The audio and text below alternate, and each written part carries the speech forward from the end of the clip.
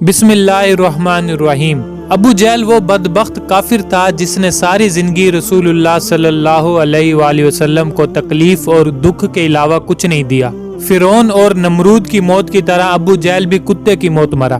حضرت عبد الرحمن بن عوف رضی اللہ تعالی عنہ سے مروی ہے کہ جب جنگ بدر کا میدان لگا ہوا تھا، معاذ اور معوذ رضی اللہ تعالی عنہم میرے پاس آئے۔ انہوں نے مجھ سے دریافت کیا کہ چاچا ان لوگوں میں سے ابو جہل کون ہے؟ میں نے ہاتھ کا اشارہ کرتے ہوئے ان کو بتایا کہ وہ ابو جہل ہے۔ انہوں نے کہا کہ چاچا جان، اس ظالم نے ہمارے نبی صلی اللہ علیہ وآلہ وسلم کو بہت ہی دکھ اور تکالیف پہنچائی ہیں، اسی لیے ہم ابو جہل کو نہیں چھوڑیں گے۔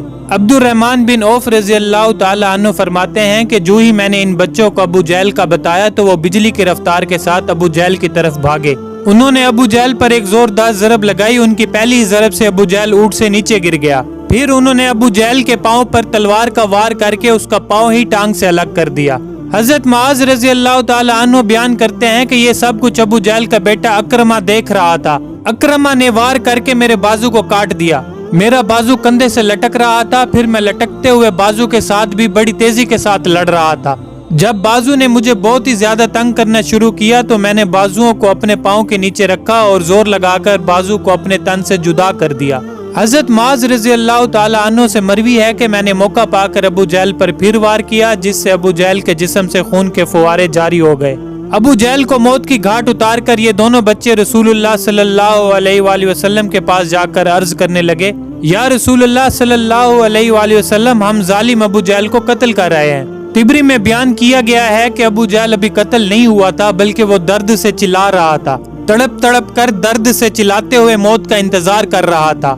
جب جنگ بدر ختم ہوئی تو رسول اللہ صلی اللہ علیہ وآلہ وسلم نے تمام صحابہ کرام کو حکم جاری کیا کہ ابو جہل کو تلاش کیا جائے۔ سب صحابہ کرام ابو جہل کی تلاش میں مگن ہو گئے۔ حضرت عبداللہ بن مسعود رضی اللہ تعالی عنہ بھی ان میں شامل تھے۔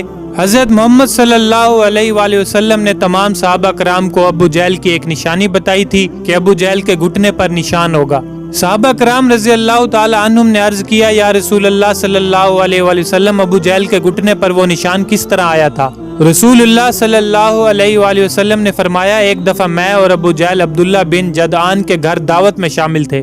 اس وقت تمہاری عمریں بہت ہی چھوٹی تھی۔ ہم دونوں میں کسی بات کو لے کر لڑائی ہوئی۔ میں نے ابو جہل کو زور سے دھکا دیا تھا، جس کی وجہ سے ابو جہل زمین پر گر پڑا۔ ابو جہل کے گھٹنے پر گہرا زخم آ گیا۔ وہ زخم تو ٹھیک ہو گیا تھا، لیکن اس کا نشان آج بھی ہے۔ یہاں ابن مسعود رضی اللہ تعالی عنہ فرماتے ہیں کہ میں میدان میں ہر لاش کو الٹا الٹا کر دیکھ رہا تھا کہ مجھے ایک جگہ پر ابو جہل زخمی حالت میں نظر آیا۔ میں اس کے پاس گیا تو میں نے دیکھا کہ وہ ابھی مرا نہیں تھا، بلکہ زندگی کے آخری سانسیں لے رہا تھا۔ اس کے جسم سے خون کے فوارے جاری تھے۔ پھر میں نے رسول اللہ صلی اللہ علیہ وآلہ وسلم کی بتائی ہوئی نشانی کو دیکھا تو مجھے یقین ہو گیا کہ یہی ابو جہل ہے۔ میں نے اس کی گردن پر اپنا پاؤں رکھ کر اس کو زور سے گھسیٹا تو درد کے مارے اس کی چیخیں نکل پڑی۔ میں نے ابو جہل سے مخاطب ہو کر کہا کہ اے خدا کے دشمن، اللہ تعالیٰ نے تجھ کو ذلیل و خوار کر کے رکھ دیا ہے۔ ابو جہل مجھ سے کہنے لگا کہ اس میں ذلت والی کیا بات ہے؟ میں تو اس آدمی سے بدلہ لینے کے لیے یہاں آیا تھا جس شخص کو تم لوگوں نے قتل کر دیا۔ اس نے مجھ سے دریافت کیا کہ بتاؤ اس جنگ میں فتح کن کی ہوئی ہے؟ میں نے کہا کہ اس جنگ میں فتح اللہ تعالیٰ کے سچے رسول صلی اللہ علیہ وآلہ وسلم کی ہوئی ہے۔ پھر اس نے کہا کہ اے ابن مسعود چروائے، تو بہت ہی اونچی جگہ پہنچ گیا ہے۔ دوسرا قول یہ بیان کیا جاتا ہے کہ حضرت عبداللہ بن مسعود رضی اللہ تعالی عنہ نے بیان کیا ہے کہ میں نے ابو جہل سے کہا کہ تیرا قاتل میں ہوں۔ ابو جہل نے کہا کہ نہیں، تجھ سے پہلے مجھے کوئی قتل کر گیا ہے۔ ایک قول یہ بھی بیان کیا جاتا ہے کہ جب ابن مسعود رضی اللہ تعالی عنہ ابو جہل کے سینے پر بیٹھ کر کہنے لگے، اے اسلام کے بدترین دشمن، تم تو فرعون سے بھی زیادہ بدبخت نکلے۔ فرعون نے بھی مرتے وقت اپنی غلطیوں کو مان لیا تھا کہ میں غلط ہوں، لیکن تم تو مرتے ہوئے بھی اسلام کے خلاف بکواس کر رہے ہو۔ یہ سن کر ابو جہل نے جواب دیا کہ اپنے آقا محمد صلی اللہ علیہ وآلہ وسلم کو جا کر میرا یہ پیغام دے دینا کہ ابو جہل تو اس دنیا سے چلا گیا ہے، لیکن وہ یہ پیغام دے گیا ہے کہ حضرت محمد صلی اللہ علیہ وآلہ وسلم کا سب سے بڑا دشمن میں ہوں۔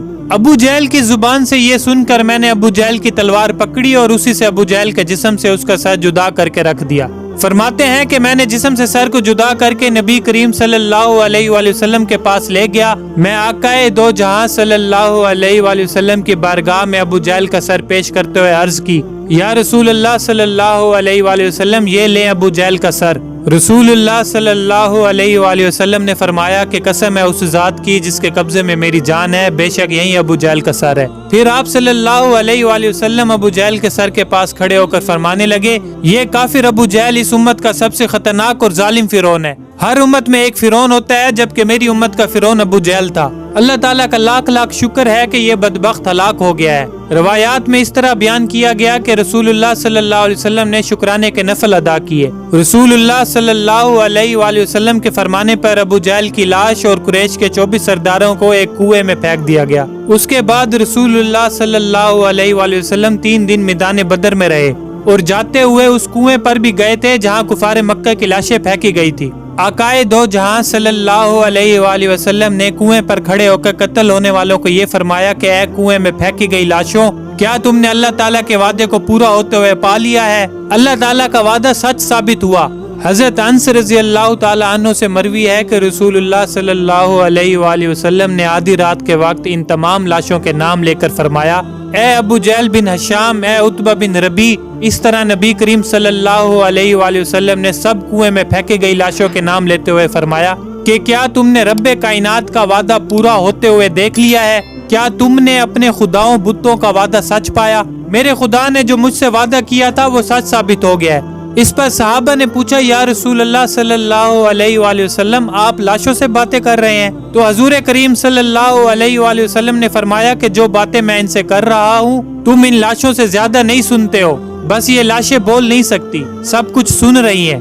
امام طبری لکھتے ہیں کہ محمد بن اسحاق بیان کرتے ہیں کہ بعض علماء کرام نے یہ بات بیان کرتے ہوئے کہا ہے کہ تم لوگوں نے مجھ سے دشمنی کی، بلکہ دوسرے لوگوں نے مجھ سے دوستی کی۔ تم نے مجھ کو میرے ہی شہر سے نکال دیا، دوسرے لوگوں نے مجھ کو اپنے شہر میں پناہ دی۔ تم لوگ مجھے جھوٹا کہتے رہے، دوسرے نے مجھے سچا اور آخری نبی کہا۔ تم لوگوں نے مجھ کو بے شمار تکالیف دی، لیکن دوسرے لوگ میری تمام پریشانیوں میں شریک رہے۔